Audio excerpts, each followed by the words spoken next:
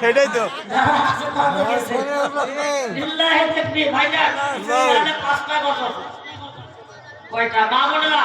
খুব খেয়ে করেন, আপনারা রাগ করিয়েন না। আপনাদের পক্ষে কথা বলেছি, কোরআন থেকে কথা বলেছি, হাদিস থেকে আপনাদেরকে কথা বলার চেষ্টা করেছি ইনশাআল্লাহ। আমি আপনাদেরকে বলতে চাই, আমি অনেক জায়গায় দেখেছি সাগর মদখোর গাঞ্জাখোর নিশাখোর আছে না ভাই? আছে না? মনে হচ্ছে আপনারা ওয়াজখোর। কি খোর? আপনারা ওয়াজখোর।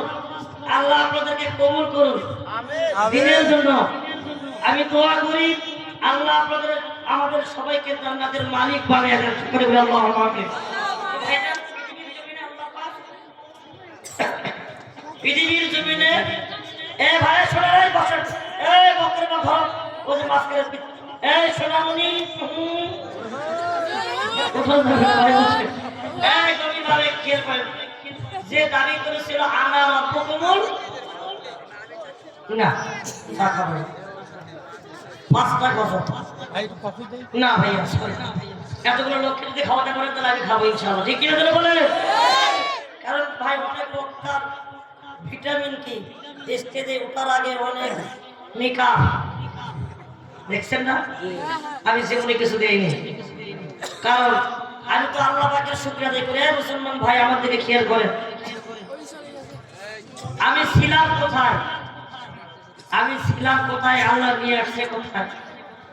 আমাকে দিয়ে দিনের কাজ হচ্ছে না ভাই, এ ভাইদের হচ্ছে না, মসজিদের কাজ হচ্ছে না, মাদ্রাসার কাজ হচ্ছে না, কাজ হচ্ছে কিন্তু মানুষ এটা অন্যদিকে যাকে কথা বলে। ঠিক না ঠিক?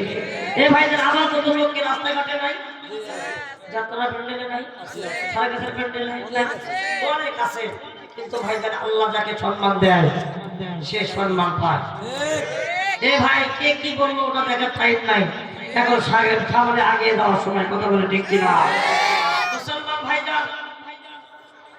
গত 15 তারিখে আমার 65,000 টাকা মোবাইল সহ মেয়ে পুলিশ দিয়ে কিডন্যাপ করে আমার কাছ থেকে 65,000 টাকা নিয়েছে। সম্মানিত ভাইরা আমার, মাহফিল করার কথা বলে প্যান্ডেল করেছে, এরকম পোস্টার করেছে, পোস্টার করে মাহফিলে নিয়ে গেছে, ঘরের মধ্যে নিয়ে দিয়েছে। আমি ঘরের মধ্যে শুয়ে আছি, ঘরের মধ্যে নিয়ে দিয়ে আপনার ক্যামেরাম্যান সাংবাদিক এসে ভিডিও করছে, সুন্দর করে ভিডিও করে বলতে টাকা দেন, মানে ভিডিও নেটে ছাড়বো।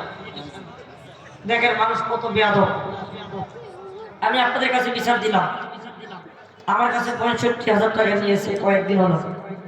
ও ভাইজান গভীর ভাবে খেয়াল করে যেটাই করেন মানুষকে আপনারা সম্মান দেওয়ার চেষ্টা করবেন। আপনি যদি মানুষকে সম্মান দেন আল্লাহ আপনাকে সম্মান দিবেন। আর আপনি মানুষকে ইহসান করবেন, ভালোবাসবেন। হাদিসের মধ্যে আসছে হাল জাযাউল ইহসান ইল্লাল ইহসান।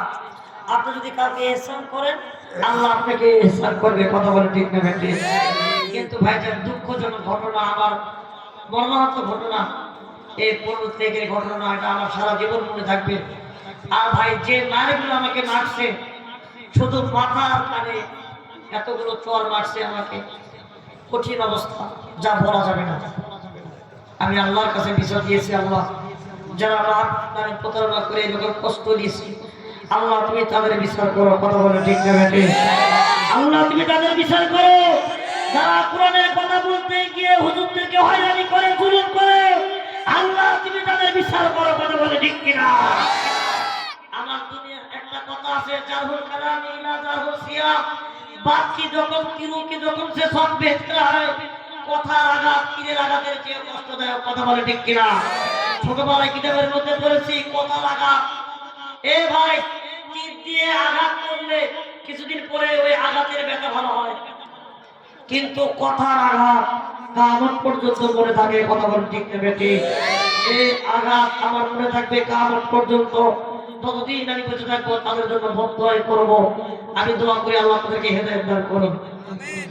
সবার ভাইরা আমার, আল্লাহ পাক পৃথিবীর জমিনে এমন একজন মুনাফিক শয়তান সরকার ছিল যিনি দাবি করেছিল আনা রাব্বুকুমুল আলা, আমি তোমাদের রব, আমি তোমাদের আল্লাহ। এমন একটা সংবিধান বলেন। ভাইদের ফেসবুকে পেপার দিকে গিয়ে করেন, এমন একটা সংবিধান বানাইছে, পুলিশ দিয়ে, র্যাব দিয়ে, আর্মি দিয়ে সমস্ত কিছু ভাগ করে দিয়ে পাড়ায় পাড়ায়, মহল্লায় মহল্লায়, গ্রামে গ্রামে লোক ঢোকাইছে। আর বলেছে কে ঈমান আনছে তাদেরকে ধরো আর আয়না ঘরে ভরো। ঠিক কিনা জোরে কর? তাদেরকে ধরো, তাদের ইজ্জতের মানহানি করো, তাদেরকে জেলখানায় ভরো। কথা বলে ঠিক কিনা? মুসলমান ভাইরা, ওই সময় আল্লাহ পাক এমন একজন নবী, এমন একজন পয়গম্বর প্রেরণ করেছিলেন। এই নবী